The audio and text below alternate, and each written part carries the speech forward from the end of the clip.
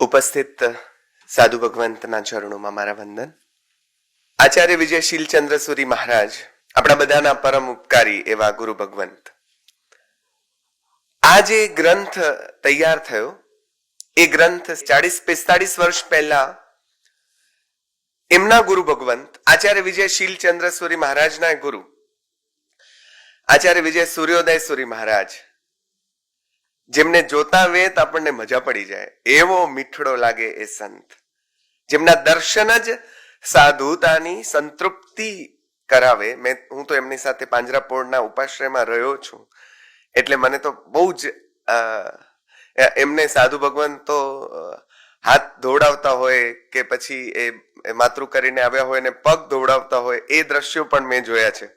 એવા સૂર્યોદય સુરી મહારાજનું સપનું હતું કે આ ગ્રંથ તૈયાર થાય.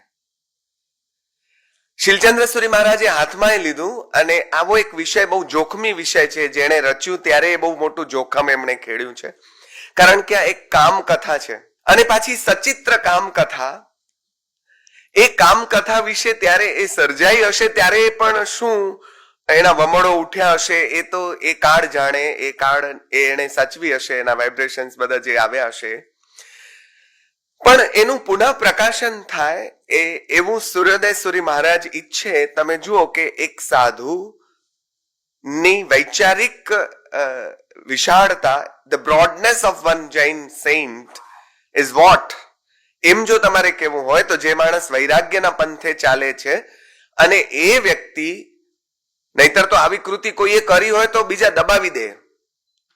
પ્રેમનું કાવ્ય કોઈ, આપણે ત્યાં તો એવું થયું છે, લક્ષ્મીબાઈ કરીને એક મરાઠી લેખિકા, એમણે આત્મકથા લખી છે અને એમાં એમણે લખ્યું છે કે મહારાષ્ટ્રમાં સ્ત્રી લેખિકાઓ ઊભી ન થવી જોઈએ, એટલે મારા સસરા એમની પત્નીએ નાનકડી કવિતા લખી ત્યારે ખીજાઈને એના પતિએ એને પેટ પર લાત મારેલી when she was pregnant અને મૃત્યુ પામેલા. એટલે કવિતા તું કેમ કરી શકે ને એમાં સાધુ થઈને આવી કવિતા કરી શકે? ભૂલ તો જે કરી ગયા તે કરી ગયા, પણ આપણે દાટી દેવી જોઈએ. એમ કરીને દાટી દેવાની માનસિકતાઓની વચ્ચે આવો એક સાધુ કવિ લખે એ બહુ મોટી જબરદસ્ત તાકાત એના મનમાં હશે ત્યારે લખ્યું હશે. તો એમનું સપનું હતું, રહી ગયું 45 વર્ષ. અને પૂરું ક્યારે કર્યું તો કે એમાં પણ ગુરુ નિમિત્ત છે. નેમિસુરી દાદાની શાર્ધ શતાબ્દી 150 વર્ષ પૂરા થાય છે. તો મારા મોટા ગુરુને વંદના કરવા હું શું કરું? તો કે એ ગુરુને વંદના કરવા મારા ગુરુ જે ખરેખર એમના ગુરુ છે, સીધા ગુરુ છે, એ ગુરુની ઈચ્છા પૂરી કરું તો આ ગુરુએ રાજી થાય ને ઓલો ગુરુએ રાજી થાય. તમે જુઓ તો ખરા, આને કહેવાય શિષ્ય પરંપરા, આને કહેવાય શિષ્યનું અર્ઘ્ય, આને કહેવાય શિષ્યનું તર્પણ. કેટલા ચાહે છે આ લોકો. નંદનસુરીના મનમાં નંદનવન કલ્પતરુ શરૂ કરે.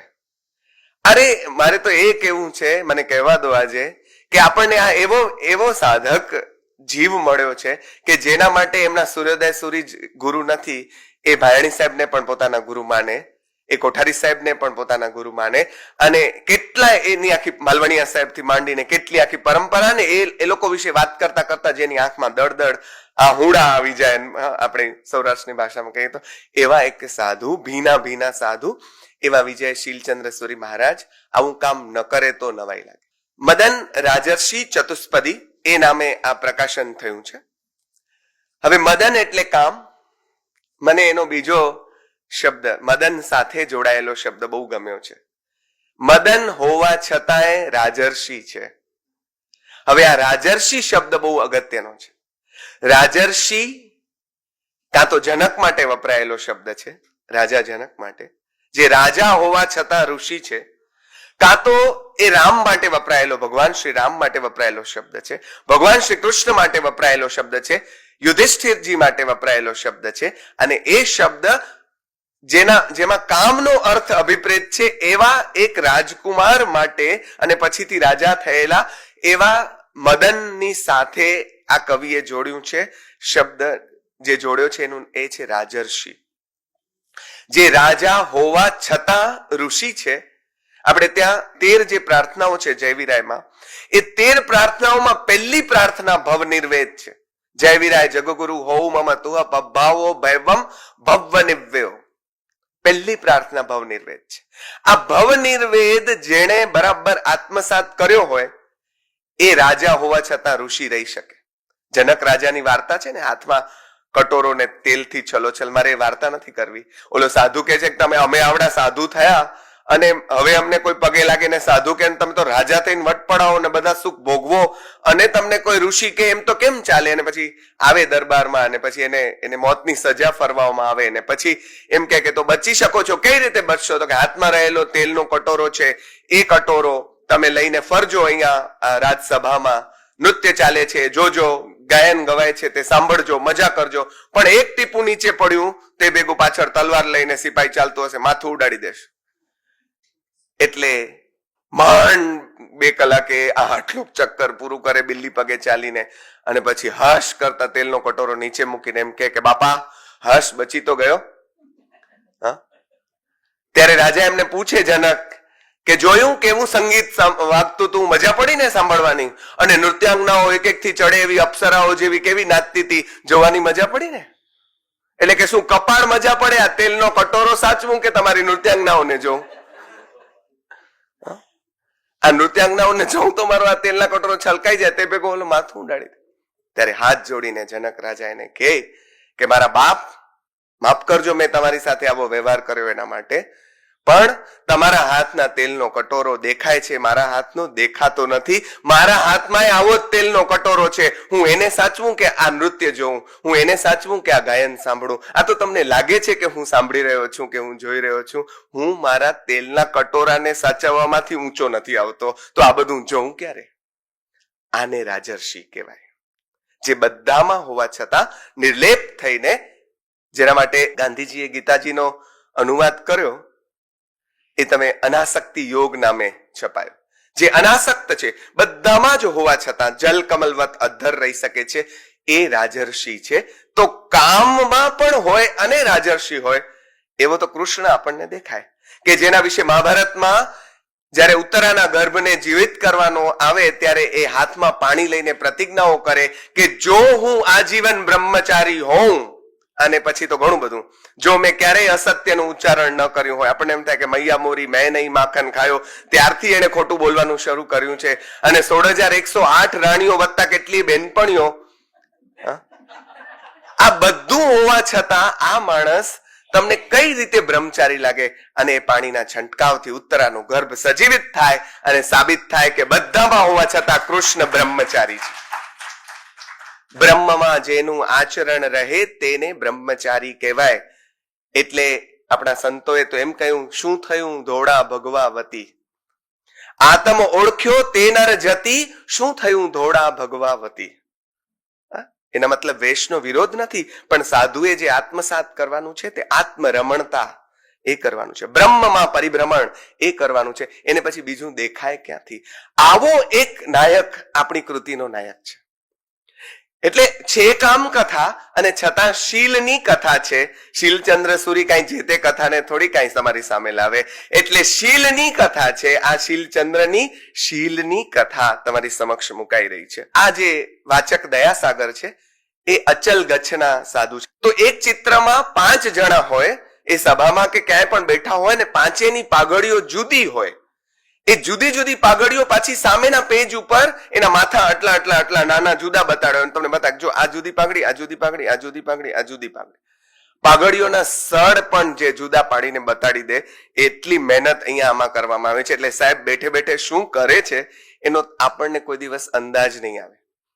આ એવો ઊંડો દરિયો છે કે જે આપણે જેનો તાગ મેળવવો મુશ્કેલ છે. પણ આ સંપ્રદાયના મારું છે માટે કરું એમ નહીં, સારું છે માટે મારું છે, આ શીલચંદ્ર સૂરી મહારાજનો સિદ્ધાંત છે. એટલે એમણે આ કૃતિને સંપાદિત કરી છે. આપણા સાહિત્યમાં વસંત વિલાસને પ્રાધાન્ય મળ્યું એટલું આવી કામ કૃતિને મળ્યું નથી, કારણ કે એમાં છેલ્લે શમન છે. પણ તમે જુઓ કે શમનની વાત, સંન્યાસની વાત કોણે નથી કરી? મહાભારતમાં પણ છેલ્લે બધા એ હાડ ગાળવા જાય છે કે નથી જતા? જાય છે. અરે સંન્યાસ આશ્રમ, આપણા વાનપ્રસ્થ અને પછી સંન્યાસ આશ્રમની વાત બધામાં જ છે, બધામાં જ. છેલ્લે તો એ જ થાય છે. છેલ્લે શાંતિ પર્વત છે, મહાભારતનું પર્વ છે એ શાંતિ પર્વ છે, એટલે કે ઠરવાની વાત છે. તો આ જેણે આપણને આપણી વૃત્તિઓને ઠારવા માટેની નો માર્ગ બતાવ્યો, એ કવિતાને આપણે કેમ ઉપેક્ષી?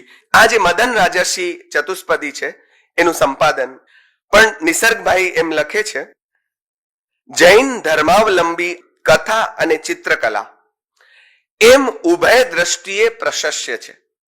કથાની દ્રષ્ટિએ પણ ચિત્રકળાની દ્રષ્ટિએ, બંને દ્રષ્ટિએ પ્રશસ્ય છે. તેઓ નોંધે છે કે તેમાં 74 પૃષ્ઠોમાં 55 પૃષ્ઠો સચિત્ર છે, જેમાં કુલ 59 મુગલ શૈલીના ચિત્રો છે.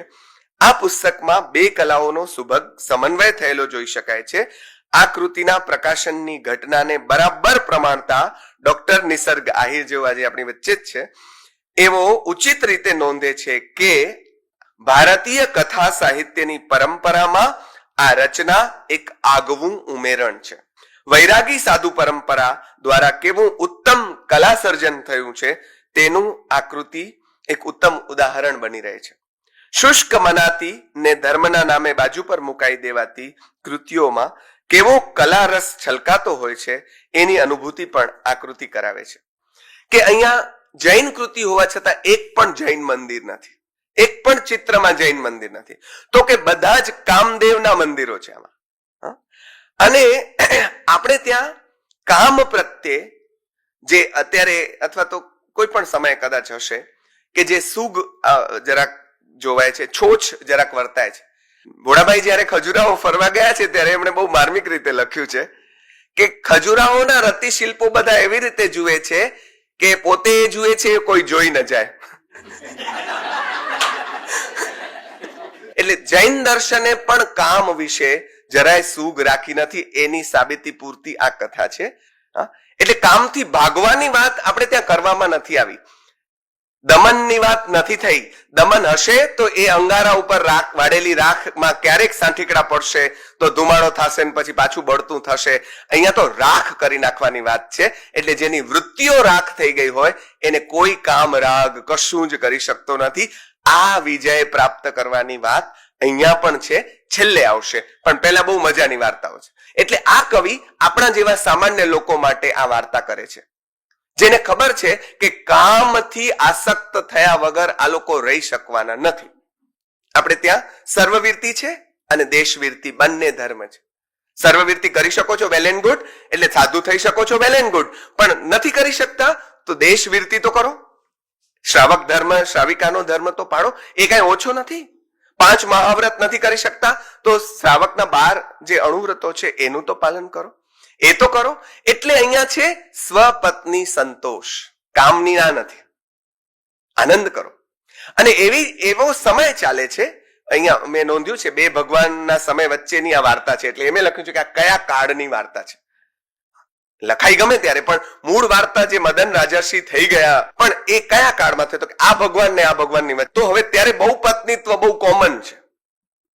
એટલે તમને કામાસક્ત થવાની પણ છૂટ છે, પત્ની સાથે શરીર સંબંધે જોડાવાની પણ છૂટ છે, પણ પત્ની હોવી જોઈએ. શું હોવી જોઈએ?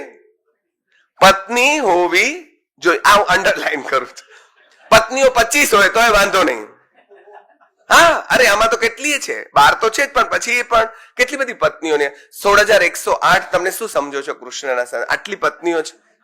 કેવી રીતે પત્નીઓ કરી એ સમજાય ને તો કૃષ્ણના ચરણમાં દંડવત પ્રણામ થઈ જાય. સાહેબ, મારે કેવું એ છે કે આ અવતાર પુરુષોમાં પણ આ ક્રાંતિ આવી છે કે એક સમય એવો કે જે રામચંદ્રજી ભગવાને પોતાની પત્નીને સમાજના કારણે છોડી દેવા પડે, અને એના પછીના સમયમાં થયેલા કૃષ્ણ કોઈક રાજાઓની પત્નીઓ જેને અસુર ઉપાડી જાય એટલે પોતાના પતિ દ્વારા ભોગવાયેલી, એના પછી અસુર દ્વારા ભોગવાય. આ તો કોઈના દ્વારા ભોગવાયેલા જ નથી સીતા તો, પણ આ તો પતિ દ્વારા, અસુર દ્વારા, બે પુરુષો દ્વારા ભોગવાયેલી સ્ત્રીઓને એમણે આવીને પોતાના ઘરમાં આશરો દીધો છે અને પોતાની પત્ની તરીકેનું સન્માન દીધું છે. આ આપણું કૃષ્ણ ચરિત્ર છે. એટલે કૃષ્ણના ચરણોમાં દંડવત વંદન છે. એને માન સન્માન સાથે પોતાના પત્ની તરીકેનો દરજ્જો આપ્યો છે. આનાથી વધારે સ્ત્રી દરજ્જાની વાત કોણ કરે? એટલે ખબરદાર કોઈ પુરુષોના સંદર્ભમાં કાંઈ પણ બોલ્યા છો તો કે સ્ત્રીઓને આમ કર્યું તેમ કર્યું. મળો કૃષ્ણને, મળો વિનોબાને, મળો ફલાણા, બધા પુરુષોએ કામ કર્યું છે. મદન રાજર્ષિ નામનો મદન નામનો તો રાજકુમાર છે, મોટો થાય છે, ભણે છે વગેરે. એનો ભાઈબંધ છે એક. હવે એ ભાઈબંધને એક ગતકડું સૂજે છે, બહુ મજા આવે એવી વાત છે. એના ભાઈબંધને એમ થાય છે કે હવે મારે બહાર નીકળી જવું જોઈએ. શું કામ બહાર નીકળી જવું જોઈએ? જો વાણિયાઓ આટલા આગળ આવે ને, કારણ કે જ્યાં હતા ત્યાંથી બહાર નીકળ્યા છે એ લોકો, એટલે આ ત્યારથી શરૂઆત છે, બહાર નીકળવું જોઈએ. શું કામ? તો કે બાપાના પૈસે જલસા કરાય નહીં, સ્વાવલંબી બનવાની વાત. એ સમયે એનો ભાઈબંધ એ પોતે આનો લીડિંગ હીરો નથી, તો આ મદન એનો ભાઈબંધ બે જણા ભાગવાનું નક્કી કરે છે કે આપણે બે ભાગી જઈએ. પણ ઓલો પોતાના બાપાને કહી દે, બહુ ભલો છે બિચારો આપણો નાયક, કેટલો સરસ છે જો. એટલે પિતાને કહી દે છે કે અમે બે ભાઈબંધોએ ભાગવાનું નક્કી કર્યું છે. તો પાછી બાપા થોડી ભાગવા દે, એટલે બાપા એ પકડાવી લે છે અને એટલે એ ભાગી નથી શકતો. પણ ઓલો એનો ભાઈબંધ તો એનાથી ચબરાક છે, પછી બીજી વખત લાગ જોઈને ભાગી જાય છે. પછી એક જગ્યાએ સરસ રીતે નામ કમાવે છે, નામના કારણે એને પત્ની પણ મળે છે, ધન મળે છે વગેરે વગેરે, અને પાછો આવે છે. હવે આ એનો આદર્શ, અને એને સમજીને એને આદર્શ માનીને આ પણ એક દિવસ વગર કહે ભાગી નીકળે છે. હવે આ શું કામ થાય છે ખબર છે? આ ચતુષ્પદી છે. ચતુષ્પદી એટલે પદ્ય વાર્તા. શામળ જેમાં અવ્વલ નંબરે આવે, પહેલા નંબરે પાસ થાય, પણ એનો મતલબ એમ નથી કે બીજા નંબરે છે. આ બધા પોતપોતાની જગ્યાએ પહેલા નંબરે. માણસ ગમે એટલો ગરડો થાય, એની કામ વૃત્તિ કોઈ દિવસ ગરડી થતી નથી. 12 લગ્નોમાંથી 2-3 લગ્નની જ વાત કરીશ. પહેલી જ જગ્યાએ જાય છે અને એ લગ્નમાં શું થાય છે? તો એટલે લગ્ન નથી થતું, પણ ત્યાં તો બહુ જ સરસ રીતે આ કેવો શીલવંત સાધુને વારે વારે નમીએ પાનભાઈ, જેના બદલે નહીં વ્રત માન રે, એવું ગંગા સતીએ કીધું. તો કેવો આમ કામ નીકળી નથી ગયો, પણ છતાંય શીલવંત છે.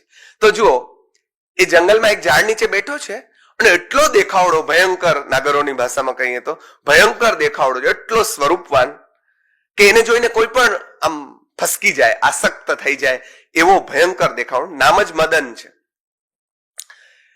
એટલે એક દેવી એના ઉપર આસક્ત થઈ જાય છે અને એ દેવી એની પાસે પ્રગટ થાય છે અને કહે છે કે હું તારી સાથે શરીર સંબંધે જોડાવા ઈચ્છું છું. મારો પતિ મૃત્યુ પામી ગયો છે અને મને આ કામ સુખની અપેક્ષા છે, તું મને આ કામ સુખ આપ. હવે આવું એ સમયે આ સાધુ દેવીના મોઢે કેવડાવે છે. જોજો, એટલે આપણે ત્યાં દેવ યોની કરતા મનુષ્ય યોની ચડિયાતી બતાડી છે, કેમ કે એમાં જે સાધનાને થઈ શકશે એ દેવલોકમાં નહીં થાય. ભૂતળ ભક્તિ પદાર્થ મોટું બ્રહ્મલોકમાં નાહી રે, પુણ્ય કરી અમરાપુરી પામ્યા અંતે 84 માહી રે. ત્યાં કાંઈ નહીં થાય, ખાલી મજા કરી આવ. એટલે સ્વર્ગ છે એ 5 સ્ટાર હોટલ છે. પુણ્ય હશે એટલા દિવસ રહેવા મળશે, પાછા સીધા ઘા કરશે તમને નીચે, જ્યાં પૃથ્વી પટ ઉપર પડ. હા, એટલે એની બહુ અપેક્ષા કરવી નહીં. પણ આપણો નાયક કેવો છે? ઓલી બાઈને કહે છે કે જો બેન, તું વિધવા છે માટે કે મારા મતલબ કે કોકના પત્ની છો તમે, એટલે બીજા કોઈની પત્ની એ મારા માટે માતા કહેવાય. હવે જો, પરસ્ત્રી જેને માતરે, આ વૈષ્ણવજનના લક્ષણો નરસિંહે કહેલા એ અહીંયા કેવા આત્મસાત થાય છે. પરસ્ત્રી જેને માતરે એટલે તું કોઈકની પત્ની છો માટે મારી માતા કહેવાવ. અને માતાની સાથે તો કેવી રીતે કોઈ વ્યક્તિ આ રીતે જોડાઈ શકે? માટે મને ક્ષમા કરો. તો ઓલી કહે છે કે હું તો દેવી છું, તને મારી નાખીશ. તો કે મારી નાખો. તમે જુઓ, મૃત્યુનો સ્વીકાર છે, પણ અનૌચિત્યપૂર્ણ કામનો સ્વીકાર નથી. આ સંદર્ભમાં આ રાજર્ષિ છે. મૃત્યુ આવે તો ભલે આવે, કઈ વાંધો નથી, પણ જે ઉચિત નથી તેવા કામથી હું આસક્ત થઈશ નહીં થાઉં. ઓલી મારવા આવે છે, તલવાર હજી તો ગળા પર પહોંચે ને ત્યાં એનો પતિ જે ખરેખર દેવ હોય છે એ દેવ ક્યાંય નથી ગયો હોતો, એટલે આમ ગયો હોય છે પણ આવીને અદ્રશ્ય રીતે ઉભો હોય છે. આ બધી ઘટના જેને જોઈ હોય છે અને આવતા વેત એનો ચોટલો પકડી રહે છે, આ શું કરી રહી છે તું, અને એને મારવા જાય છે. ત્યારે આ મદન રાજર્ષિનો જવાબ તો જુઓ. મજા આપણે ઓલીને ના પાડી એના કરતા ચડિયા તો જવાબ આ છે. સાહેબ શું છે? એ કે છે કે હવે આને મારી નાખું, તું માંગે એ વચન તને આપું. તો કે જો તમે વચન આપતા હો તો આને મારો ને એ મારું વચન છે. એનું કારણ તમને કહું કે એ કામાસક્ત થઈ છે, અને કામ એવો છે ને જે માણસને લપસાવી દે, ઢીલો. એમાં એનો વાંક નથી. તમે વિચાર કરો, જે કામાસક્ત થયેલી દેવીનો વાંક ગણતો નથી, કારણ કે બરાબર જાણે છે કે કામ માણસ ઉપર આવી થાય ત્યારે માણસ કેવો આંધળો થઈ જતો હોય છે, એટલે એનો વાંક નથી. તમે એને માફ કરો. જુઓ તમે, જીસસ ભગવાન આ લોકોને માફ કરજે, એ લોકોને ખબર નથી કે એ લોકો શું કરી રહ્યા છે. માણસ જ્યારે ભૂલ કરતો હોય છે ત્યારે એને ખબર જ નથી હોતી કે શું કરી રહ્યો હોય છે. એટલે આપણો ઋષિ એને મારવા દે તો મદન રાજર્ષિ ન હોય, મદન જે હોય તે મારવા નથી આપતો, માટે મદન રાજર્ષિ છે. આ તો એક વાર્તા થઈ. પછી એ બે જણા એને એનો દેવ એને કહે છે કે તું જ્યારે કહીશ ત્યારે એને ચિંતામણી પણ આપે છે, અને પછી હું તને મદદ કરીશ ને એવી વાર્તા આગળ ચાલે છે. બીજી વાર્તા આગળ જાય છે. એક રોતી સ્ત્રીનો અવાજ સાંભળે છે, અને એક રાજાની પત્ની પર બીજો રાજા નજર બગાડે છે. એટલે બેને એ ઓલા બે લડી રહ્યા હોય છે, પણ તીર મારે છે તેમાં બે મરી જાય છે. હવે પત્ની અફસોસ કરે છે, એટલે એની પાસે તો વિદ્યાઓ છે, એટલે સંજીવની વિદ્યા. આમાં બધું બહુ થાય. વાર્તાઓમાં 3 રસ ભેગા છે. એક અદ્ભુત રસ, ચમત્કારો ઉપર ચમત્કારો, મજા આવે. ગમે તે આમાં હવામાં ઉડતી નાયિકાઓ છે ને પોપટ બોલે ને બધું ઘણું બધું થાય. સાપ તરે ને નાચે, તરે તો ખરા પણ ઉડે ખરા, એટલે ઘણું બધું થાય. એમ ઘોડા બોલે, ઘણું બધું. એટલે સંજીવની વિદ્યાથી બેને જીવિત કરે અને વરદાન માંગવાનું કે વ્યભિચારી રાજા પાસે એ વચન મંગાવે. એક વ્યભિચારી રાજા એક સ્ત્રીને હેરાન કરતો હોય અને એને મારી નાખે, પછી જીવતો કરે. પછી ઓલો કે હવે તમે કયો, તમને કયો તે આપું. તો એને વચન શું મંગાવે ખબર છે? કે હવે ક્યારે પણ પર સ્ત્રી ઉપર કુદ્રષ્ટિ નહીં કરે, આ વચન આપ. મને કઈ જોતો નથી, સ્થૂળ કશું જ જેને જોતો નથી એ પોતાની વાસનાઓને જીતી શકે. બીજા એક રાજા તેને આકાશગામીની અને શત્રુ સ્તંભીની એવી વિદ્યા પણ આપે. શેઠની દીકરી 7 વર્ષે એના માટે ઉચિત વર આવશે એવી આમ કથા સાંભળીને બેઠી હોય, અને બધી જ સ્ત્રીઓ મદનની પૂજા કરે છે. આમાં જેટલી સ્ત્રીઓ છે એ બધી, એના મા બાપને વાંધો નથી. તમે જુઓ કેટલો હાવ મોડર્ન, કેટલો કન્સેપ્ટ મોડર્ન બતાવ્યો છે. હશે કે નહીં હોય એમાં ચર્ચામાં આપણે નથી પડતા, પણ ગામમાં દરેક ગામમાં કામ મંદિર છે, એમાં સ્ત્રી જાય છે, પોતાના માટે ઈચ્છિત વરની પ્રાર્થના કરે છે, અને એને ઈચ્છિત વર મળે એવું એના બાપાએ ઈચ્છે છે પાછા, કે ભલે એને મળે, કારણ કે આ સુખ મને મળ્યું છે તો મારા સંતાનને પણ મળવું જ જોઈએ. આવું કેમ આપણે નથી વિચારી શકતા?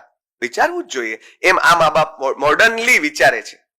મોડર્નલી વિચારે. એટલે 7 વર્ષ પછી તારો વર આવશે એમ એને કીધું હોય છે, વરદાન.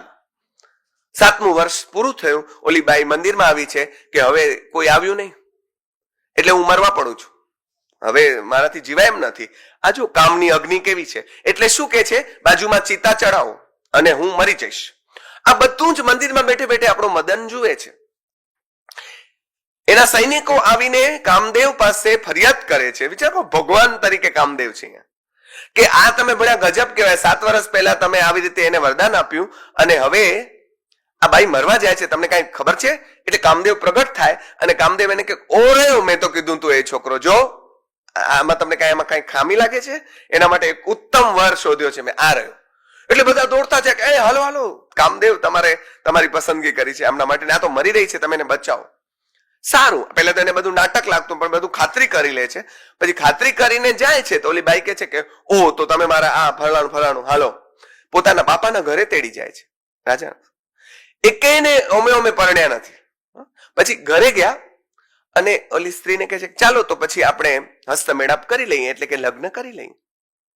હવે જોજો, હસ્તમેળાપ કરવાની વાત આવે છે ત્યારે પેલી સ્ત્રી એમ કે છે કે અમારામાં તો એવો રિવાજ છે કે પહેલા એકાદ વર્ષ બંને સ્ત્રી પુરુષ સાથે રહે, આનંદ કરે, અને સ્ત્રી ગર્ભવતી થાય પછી જ લગ્ન થાય.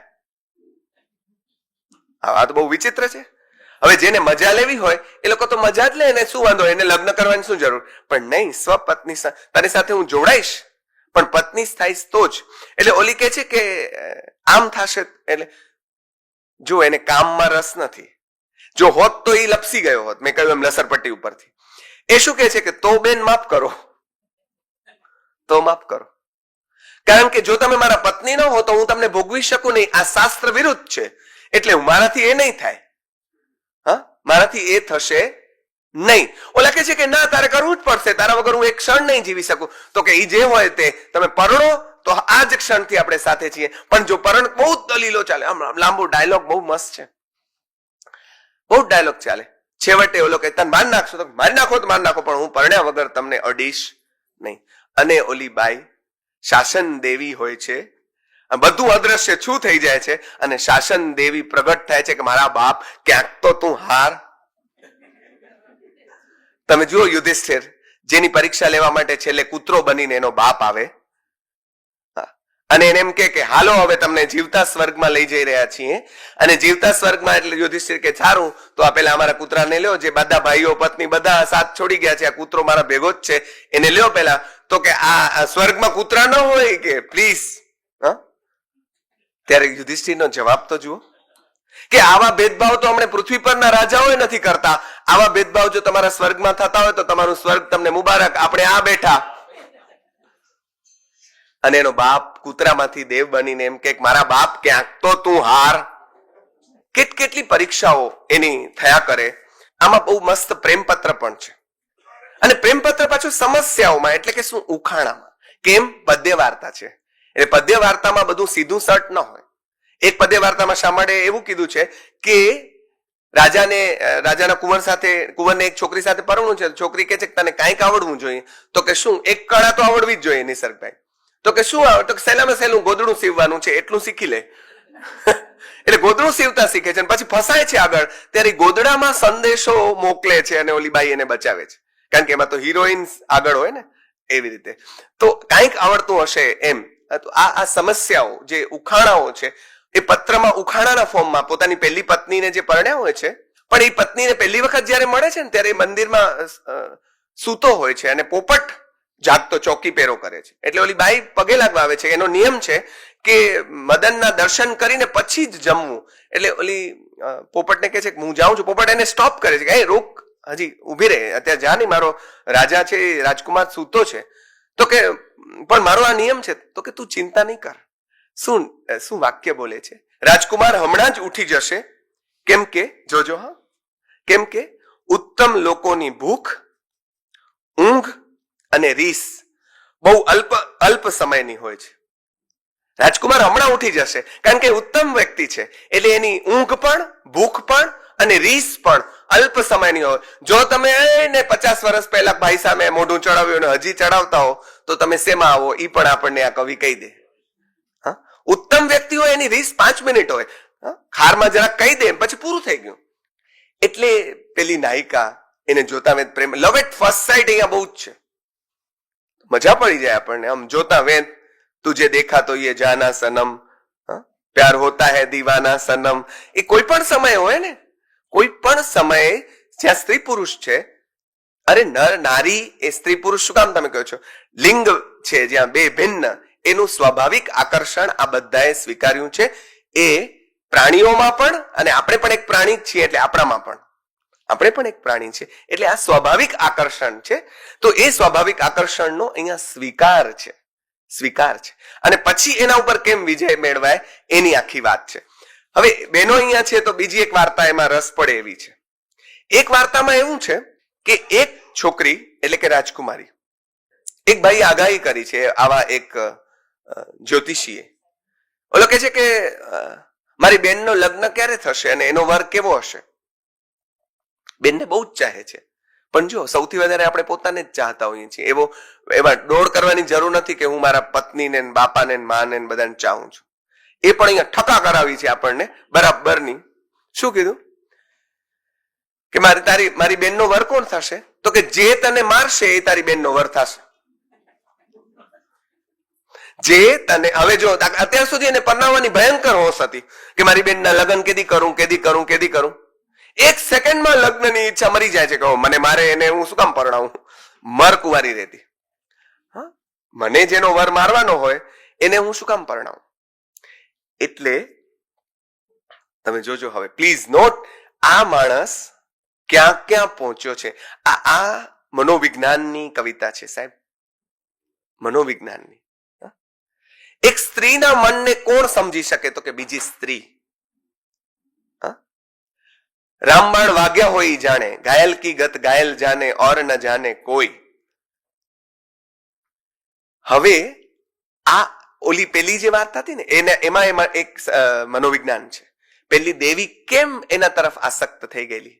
કેમ?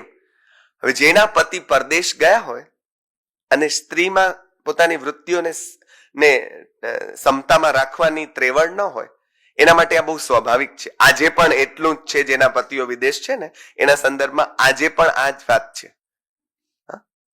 પણ એટલે એવા બહેનો કોઈ એક પુરુષને બધાની વચ્ચે નચાવડાવે છે, પૈસા વાળા છે એટલે ધીરે ધીરે એના એક કરીને કપડા કઢાવડાવે છે. આ આપણા વૈભવ. એટલે હવે આપણે ત્યાં પણ યાદવા સ્થળી ન થાય તો નવાઈ નહીં લાગે, કારણ કે આપણો વૈભવ આપણને કઈ દિશામાં લઈ જઈ રહ્યો છે એ જરા વિચારજો. પણ આ સ્ત્રી, હવે ઓલી તો બિચારી એને પોતાનો વર જોઈ, બેન તને કેવો તે વર જોઈશે, એવા આપણે ત્યાં લગ્ન લોકગીતો છે કે તને કેવો વર જોશે? તો કે આવો શામળિયો જોશે ને આવો કસાયેલી કમરવાળો જોશે ને આવો. એને રૂપાળો વર માગ્યો નથી લોકગીતમાં, કેમ કે રૂપાળા એ જ હોય જે કામ ન કરતા હોય. તે સમય તો ખેતી મુખ્ય કામ હતું, તો રૂપાળા કેવી રીતે હોય? આખો દિવસ ખેતરમાં હોય. તો શામળિયો વર જોશે એમ છોકરીએ કીધું છે, કારણ કે કામગરો તો હોવો જોઈએ ને, ખાશે શું? રૂપાળાને કઈ બચકા નહીં ભરાય. રૂપાળો 4 દી મીઠો લાગશે, પછી ખાવા તો જોશે કે નહીં? એટલે અહીંયા જોજો, એક સ્ત્રીના મનને બીજી સ્ત્રી કેવી રીતે બરાબર પીછાણે છે. એની સગી ભાભી એને એનો વર શોધવામાં મદદ કરે છે. તમે વિચાર તો કરો કે જે આને જો વર મળે તો પોતે વિધવા થાય, પણ મેં સુખ માણ્યું છે, તને ન જ મળે એવું ન થવું જોઈએ. તને પણ આ કામ સુખ મળવું જોઈએ, ભલે મારો વર મરી જાય. આ તો જુઓ તમે. અને આપણે નણંદ ભોજાઈના સંબંધો જે છે એને કેટલા વગોવ્યા છે. આનું એક જુદું વર્ઝન આ વાર્તામાં તમને મળે છે, નણંદ ભોજાઈનું જુદું વર્ઝન, કે જે ભોજાઈ પોતાના વરને કુરબાન કરવા તૈયાર હોય એની નણંદના કામ સુખ માટે. તમે કલ્પી શકો? અને ખરેખર એની ભોજાઈ આકાશગામી વિદ્યા જાણતી હોય, આ સૂતો હોય ત્યાંથી એને ઉપાડી આવે, પછી એની સાથે પરણાવે. આવી કેટલી વાતો છે. એનો પ્રેમપત્ર સૂડો લઈને જતો હોય અને એના મોઢામાંથી પડી જાય અને નીચે 5 રાજકુમારીઓ બેઠી હોય, એના હાથમાં આવે અને એ 5 રાજકુમારીઓને એમ થાય કે આમાં શું છે? એટલે ઓલો સૂડો હવે કહી દે તો આની વાત ગુપ્ત ખુલી જાય, એટલે કે નહીં. અને એમ થાય કેટલો પ્રેમ કરતો હશે આ પોતાની પત્નીને. જે આમ તેમ ફાફા મારતો હોય ને એવો પુરુષ પત્નીને ગમે નહીં. એ પોતાની પત્નીને બહુ ગમે એટલી નાયિકાઓ સાથે એને કામ કર્યું, પણ એ પોતાની પત્નીને બહુ જ સમર્પિત છે, એટલે છોકરીઓને વધારે ગમે છે. એટલે અહીંયા જે આ 5 રાજકુમારીઓ છે, એ 5 રાજકુમારીઓને એમ થાય છે કે જો આ પોતાની પ્રેમિકાને, એક પત્નીને આટલો પ્રેમ કરતો હોય તો આપણને આવો જ પ્રેમ કરવા વાળો વર જોઈએ. એટલે આપણે આને જ પરણશું. બાપાને કહી દે છે કે આમ નહીં પરણાવો તો અમે ઉપવાસ કરશું. એટલે ઉપવાસ કરે છે રીતસર, અને આયંબિલ આવે છે આમાં સાહેબ, કે આ વરને મને નહીં પરણાવો તો અમે આયંબિલ કરશું. આયંબિલ કરે છે અને પછી એનો બાપા બધી વ્યવસ્થા કરીને આને બોલાવે છે ને પરણાવે છે કે આને. એટલે શામળની પદ્ય વાર્તાઓમાં તો એવું થાય કે નાયિકા પુરુષ વેશે જાય, 1 2 3 4 5 6 7 8 ઉખાણાઓ સોલ્વ કરતી જાય, અને જ્યાં જાય ત્યાં એનાથી પ્રભાવિત થઈને રાજાઓ પોતાની રાજકુમારીઓ એને પરણાવતા જાય, અને છેલ્લે ખબર પડે કે પોતે જ પુરુષ નહોતી, એ પોતે જ સ્ત્રી છે. એટલે પોતે કહે કે હવે હું તો સ્ત્રી છું, તમે બધા મને એને બધાને બાંધી નાખે કે મારું વ્રત છે, હું તમને વર્ષ દિવસ સુધી અડીશ નહીં, હું ભરાભરાનું છે, ઢેકણું છે. પૂછો ઓલી કે હો તમે જિંદગી તારા માટે રાહ જોવા અમે. કેવી મસ્ત હશે આ બાઈ. અને પછી છેલ્લે વાર્તા પૂરી થતી હોય ત્યારે ઓલી સ્ત્રી એમ કે હું પોતે સ્ત્રી છું અને મારો વર તમે મારા પ્રેમમાં પડે ને એના કરતા જોરદાર છે, આપણે બધા એની પત્ની, અને એને એક સાથે બાર આ જે પરણીને આવી હોય એ આના ભેગી પરણે પાછી. કવિતા તરીકેના પાસાઓ છે ને એ પણ મારે તમને કહેવા છે, એ કહીને પછી મારી વાત પૂરી કરું. કવિ છે ને એ મદનના રૂપથી પ્રભાવિત નથી. શેનાથી પ્રભાવિત છે? એના શીલથી પ્રભાવિત છે, એટલે એની કથા કરી છે. એના મદનપણામાં એને રસ નથી, એના શીલપણામાં રસ છે. માટે આવી સિચ્યુએશન તો કેવી પડે ને, આવું યુદ્ધ થયું એમાં સ્થિર રહ્યા, એમ તો તમારે કેવું પડે કે ન કેવું પડે. એટલે આવી પરિસ્થિતિ આવી એમાં પણ આ કેવો તો સ્થિર રહ્યો. એટલે શીલ મહાવ્રત એણી સંસારી, શીલ મહાવ્રત એણી સંસારી, પાલિયું યૌવની મદન કુમારી. મદન કુમારે યૌવન અવસ્થામાં, અત્યારે તો હવે આપણે સેજે બાવા બ્રહ્મચારી હોઈએ, પણ એ સમયે કે જયારે લપસવાના 550 કારણો હોય એ સમયે એને શીલવ્રતનું પાલન કર્યું. માટે હું એની કથા કરી રહ્યો છું. પછી આ વાતને કથામાં પ્રયોજતા કવિ શું કે છે? યુવાન મદન કુમાર વનદેવીને મળે છે ને ત્યારે એને શીલનું મહત્વ સમજાવે છે કે તું મારા પાછળ ગાંડી ન થા, કારણ કે શીલ બહુ મહત્વની ચીજ છે. એવું એના પાછળ લપસતી. તમે જુઓ કે આપણે ત્યાં સુલીભદ્ર પોતે સાધુ થયા ને, ગણિકાના ઘરે ગયા ને બહાર નીકળ્યા ત્યારે એ પોતે તો લપેટાયા નહીં, ઓલી બાઈ સાધ્વી થઈને બહાર નીકળી. આ સાધુતાનો પ્રતાપ છે. એટલે આ વાત છે. અહીંયા પણ આ જ થયું છે કે એને લપેટાતા તો નથી, પણ એને શીલનો મહિમા સમજાવે છે. શું કે છે? શીલ રયણ ચિંતામણી પુણ્ય થકી નર પાવઈ રે. શીલ છે એ ચિંતામણી છે અને પુણ્ય હોય તો જ મળે. શીલ રયણ ચિંતા રત્ન, રયણ એટલે રત્ન, શીલ રયણ ચિંતામણી પુણ્ય થકી નર પાવઈ રે.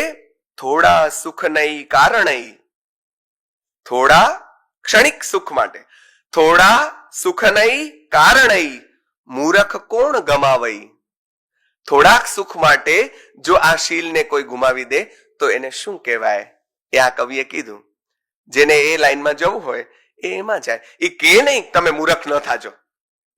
ઉપદેશ આપતો નથી. બધા ભલે કહેતા હોય કે સીધો આ કવિતાઓમાં ઉપદેશ છે, આના આ આધારો છે, સીધો ઉપદેશ નથી. લેવો હોય તો લેવો, વૈષ્ણવજન તો તેને રે કહીએ પીડ પરાઈ જાણે. તમે બનવું હોય તો બનો, ન બનવું હોય તો ન બનો. વર્ણનો જુઓ, વર્ણન સંબંધી એકરૂપતા કેટલીક હોય. કેટલાક વર્ણનો આપણને નળ જેવા જ લાગે. નળ દમયંતીના આખ્યાનમાં એનું કારણ મેં પછી શોધ્યું તો મને મળ્યું કે વર્ણનના કોષ હતા. એટલે બધાનો ચોટલો લાંબો જ હોય, બધાની આંખો હરણ જેવી જ હોય, બધાની કેળ પાતળી જ હોય, બધી જ નાયિકાઓના તમે ચિત્રો બનાવો તો એક સરખા જ થાય. એ દમયંતી હોય કે XYZ જે હોય તે. એટલે અહીંયા નાયક એવો હોય. શું છે? ન સહઈ દેહ તણવ પર તાપ, રવિ આકાશી વહઈ તીણી આપ. એનો પ્રતાપ સહન ન થયો આ મદન કુમારનો, એના બાપાનો, આનો નહીં, એના બાપાનો. મદન કુમારનો બાપ આવો છે. તો મદન કુમાર કેવો હોય કે જેનો પ્રતાપ સહન ન થતા સૂર્ય આકાશમાં ભાગી ગયો. એટલે દમયંતી વિશે એમ કે પ્રેમાનંદ કે એને તેજમાંથી દમયંતીને ગળીને પછી એઠ વધી એની થાપલી કરીને આકાશમાં ઘા કરી તો ચંદ્ર થઈ ગયો. જેની એઠમાંથી ચંદ્ર થયો હોય એ દમયંતી કેવી હશે? એ નળ કેવો હશે? પણ યૌવન પામી તાત નવ. હવે આ એક વાત સરસ છે કે બાપાના ધન પર બેસી ન રહેવાય. આગળ જે મેં વાત કરીને એનો આધાર આપું છું. સ્વાવલંબનની કેવી વાત એને એ સમયે શીખવાડી છે. યૌવન પામી તાત નવ, ધન વિલસઈ નર જેહ, દામ કહઈ અંગજ નહીં, પરતખી રિયણિયવ તેહ. અહીંયા રિયણિયવ એટલે કરજદાર. એ દીકરો નથી, કરજદાર છે. કરજદાર કેમ? લીધા જ કરે, લીધા જ કરે. એટલે બાપના પૈસે જે લેર કરે છે એ બાપનો કરજદાર છે. અને હજી એક ડગલું આગળ વધીને આ કવિ એમ કે છે, લાછી કમાઈ તાતની તે તૌ બહિન સમાન, એ ભોગવતા લાજીએ ચતુરપણઈ રાજાન. શું કે છે? લાછી કમાઈ તાતની, બાપની કમાણી તો બેન જેવી છે, એને ભોગવાય. એક ઘણો આગળ ગયો આ કવિ. બાપની કમાઈ બેન જેવી કહેવાય, એને ભોગવાય નહીં. તમારી પોતાની કમાઈ કરો. એની પત્નીને ઓલી જે દેવીને પેલા સમજાવે છે ને, પણ દેવીને સમજાતું નથી. એટલે એનો વર એને કહે છે, જોજો કે કેટલાકના પાડાની પૂઠ પર પાણી રેડો, ગમે એટલું કહો તો કઈ ફરક નહીં પડે, આ મારી ઘરવાળી એમાંની છે. હવે એ ઘરવાળી માટે નથી, આપણા માટે પણ છે. જોજો, તઈ ઉપદેશ દિયા ભલા પણ નવી લાગઈ કોઈ. તે ઉપદેશ સરસ આપ્યો ભાઈ, પણ નવી લાગઈ કોઈ. કેમ? જય સાકર સિયું સિંચય લીંબ ન મીઠી હોય, મીઠઈ હોય. લીમડાના ઝાડને તમે સાકરથી સિંચો ને તો એ મીઠો થાય નહીં, તેમાં આમાં કઈ ફરક પડશે નહીં. પણ મેં જે મેરુતો ડગે પણ જેના મન નો ડગે કહ્યું, એવું ઉદાહરણ, એવી એક પંક્તિ જે છે 284મી ગાથા, કે આ મદન કુમાર નું ધૈર્ય, ધીરજ અથવા તો આત્મસ્થિરતા કામના સંદર્ભમાં કેવી છે. મેરુ મહિધર ડોલઈ વાઈ, લવડો દદીજલ મીઠું થાય. ખારું જળ મીઠું થઈ જાય, મેરુ ડોલી શકે, પણ વૈશ્વાનર જવું શીતલ હોય. આ સૂર્ય પણ શાંત થઈ જાય, એકદમ શીતળ થઈ જાય, પણ હું આચાર ન છંડઈ તોય, હું તોય. આ સાધુ નથી બોલતા, શ્રાવક બોલે છે. જેનો શ્રાવક આ બોલે એનો સાધુ શું બોલે? એટલે આવી ઘણી બધી વાતો છે, પણ આ બધી જ વાતો ધીરે ધીરે ધીરે ધીરે સંકેલાય છે. 12 પત્નીઓને પરણીને આ રીતે રાજા પાછા પોતાના ઘરે આવે છે. એને ઓલો પોપટ જ યાદ દેવડાવે છે કે હાલો હવે ઘરે જઈએ, અને પાછા જાય છે. પાછા જઈને સુખેથી રહે છે, બધું કરે છે. પછી એની પત્નીને પ્રશ્ન થાય છે કે આપણે આમ આટલા બધા વર્ષ વિયોગ, પેલી પત્નીને તો છેલ્લે મળે છે, આ બી આમ સર્કલ વાર્તાનું પૂરું થાય છે, અને પછી લઈને પાછા આવે છે. પહેલેથી તુમી સે શુરુ તુમી પે ખતમ એમ કરીને લઈ આવે છે પાછા. ઓલીને એમ થાય આટલા બધા વર્ષનો વિયોગ કેમ થયો, એટલે પાછા આવે છે. બહુ એનું સામ્રાજ્ય ફેલાય છે, બધી વાત ચાલે છે, સંતાનો છે વગેરે વગેરે વગેરે. પણ પછી એક સૂર્ય ભગવાન તેમાં આવે છે, અને જેને દર્શને એ લોકો જાય છે, પિતાને ને બીજા રાજાઓને, બધા સગાવાલાને તેડાવે છે, એના ઉપદેશ સાંભળે છે, અને એમાં ઘણા બધાને વૈરાગ્ય જાગે છે. હવે તમને ન જાગતો હોય તો તમને એમ થાય કે આ વાર્તાઓ સાંભળીને થોડી વૈરાગ્ય છે, પણ તમને ન જાગ્યો એમાં તમે બીજાને કેવી રીતે કહી શકો કે વાર્તાઓમાંથી વૈરાગ્ય ન જાગે? તમને નથી જાગતો તો ન જાગે, પણ કોકને વાર્તા સાંભળીને જાગ્યો તો જાગ્યો. અને એમાંથી એના બાપ પણ દીક્ષા લઈ લે છે, બીજા ઘણા સગાવાલા દીક્ષા લઈ લે છે. પછી પાછું બીજા એક સાધુ ભગવંત આવે છે, આચાર્ય ભગવંત આવે છે, અને એ આચાર્ય ભગવંત પાસે જાય છે, અને પેલી બેનને એમ થાય છે આટલો બધો વિયોગ કેમ? તો હવે કર્મની થિયરી એમાં મેચ થાય છે. કર્મની થિયરી. તો એ કે છે કેમ આપણને આટલો વિયોગ આવ્યો? તો કે આગલા જન્મમાં તમે 2 જણા પતિ પત્ની હતા, આ રાજા હતો, તું રાણી હતી, અને એક તાપસ જે છે એ તાપસ તપ તપતો તો ત્યાં તમે બધા આવ્યા હતા, અને એ જ જે ઝાડ નીચે તપ તપતો તો એની ઉપર એક પક્ષી હતું જેના થોડા બચ્ચા હતા. પક્ષીણી ઉડવા ગયા અને ચણવા માટે, અને એ બચ્ચાઓ તને એટલા ગમ્યા કે તે એમ કહ્યું કે આ બચ્ચાઓ મને લઈ આપો ને. એટલે મેં ઘણી તને, રાજાએ તને ઘણી સમજાવી, પણ તે કીધું કે ના, લઈ જાપો લઈ જાપો. એટલે આખર સ્ત્રી હઠ પાસે, બાળ હઠ પાસે માણસ લાચાર થઈ જતો હોય છે. એટલે હાથ જોડીને આવી હઠ ન કરજો બાપ, મહેરબાની. એટલે એ લાચાર થયો અને બાળકો લઈ આવે, એટલે કે બચ્ચા લઈ આવે. ત્યાં જ પેલા પક્ષીઓ આવ્યા, 2 જણા, પંખી અને પંખીણી. એને આજીજીઓ કરી કે મારા બાપ મહેરબાની, તમે અમારા બચ્ચાઓને મૂકી દો. તો કે એટલા સરસ છે, તમે જુઓ. પણ પંખીઓ એના માળામાં શોભે, આપણા ઘરના પિંજરામાં નહીં.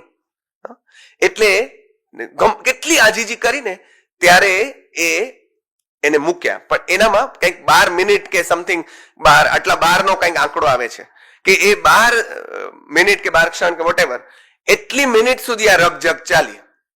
એટલે એટલી મિનિટો તે પેલા પંખીના બચ્ચાને અને એની માતાને જે આ વિરહ આપ્યો, એના ભોગે તને 12 વર્ષનો વિરહ આવ્યો બેન. એટલે સંસારનું આ સ્વરૂપ જ્યારે એને સમજાય છે, ત્યારે જો મારા રૂવાણા ઉભા થતા હોય તો એ રાજા જો ખરેખરો હોય તો એના થાય કે ન થાય કે ઓહો, આવું સંસારનું સ્વરૂપ હોય તો મારાથી આ કામની આસક્તિમાં પડ્યા રહેવાય નહીં. મારે તો વિરક્તિનો માર્ગ લેવો પડે, વૈરાગ્યનો માર્ગ લેવો પડે, અને સુલજીને, સમજીને, અંદરથી એ પોતાના જ પ્રશ્નોનું પોતે જ સમાધાન મેળવીને આ વ્યક્તિ એ સાધના તરફનો માર્ગ, એટલે કે સાધુતાનો માર્ગ પસંદ કરે છે, અને ધીરે ધીરે કરતા એ પોતે પણ મોક્ષગામી થાય છે. આ આખી વાર્તા સંકેલાય છે, પણ સાચી વાર્તા એ હોય છે કે જે પૂરી થાય અને પછી આપણી અંદર શરૂ થાય કે આણે જે કર્યું તે આપણે કેદી કરી શકશું, આવું જો અંદર સળવળાટ જાગે તો આ શબ્દ સંપદાની આ કૃતિ, આ આખું આયોજન હઠીસિંહ કેસરીસિંહ ટ્રસ્ટ હોય અને ઓમ કોમ્યુનિકેશનનું આ આખું પ્રકલ્પ એ સફળ થયો ગણાશે. કથા સાંભળી ફૂટ્યા કાન તોય ના આવ્યું બ્રહ્મજ્ઞાન. આ ખાલી સાંભળવા માટેની વાર્તાઓ નહોતી, હજી પણ નથી. જીવવા માટે ટેકારૂપ બનતી લાકડીઓ છે. એનો આશરો લઈ એને પણ ઘા કરી અને પછી તમે દોડતા થાવ. એ જ અભ્યર્થના સાથે આ સમગ્ર આયોજન જેમણે કર્યું એ સૌને વંદન. વિજય શીલચંદ્ર મહારાજને વંદન. જેમના પાસે બેસીને આ કૃતિને સમજ પડી એવા ઉપાધ્યાય ભુવનચંદ્રજી મહારાજને વંદન. આપ સૌએ મને આટલો બધો સહન કર્યો એટલે આપ સૌને વંદન. મારા સાથી વક્તાને વંદન અને મારી વાત પૂરી કરું. આભાર.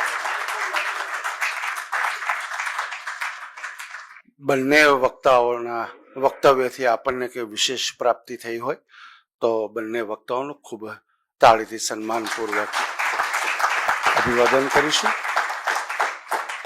માનનીય શ્રી નિસર્ગભાઈ આહિર અમદાવાદથી અહીંયા આપણી વચ્ચે ઉપસ્થિત છે.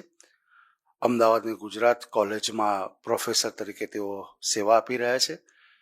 ગુજરાતી ભાષાના ગદ્ય અને પદ્યના તમામ સ્વરૂપોમાં એ સારી રીતે વાત કરી શકે એમ છે. એમનું લાંબુ ખેડાણ છે. વિશેષ જે કલા માધ્યમ છે ચિત્રકલા, શિલ્પ અને સ્થાપત્ય, એમાં એમનું સંશોધન ઘણું મોટું છે. એટલે એમ કહેવાય કે એમણે ઘણું મોટું તપ કરેલું છે ને એનો લાભ આપણને મળ્યો છે. નિસર્ગભાઈ આપને વંદન, આપનો આભાર. માન્ય શ્રી રમજાનભાઈ અસણિયા કચ્છ ભુજ રાપરથી આપણી વચ્ચે અહીંયા ઉપસ્થિત છે. એ રાપરમાં government and arts commerce college છે, એમાં પ્રોફેસર તરીકે સેવા આપી રહ્યા છે.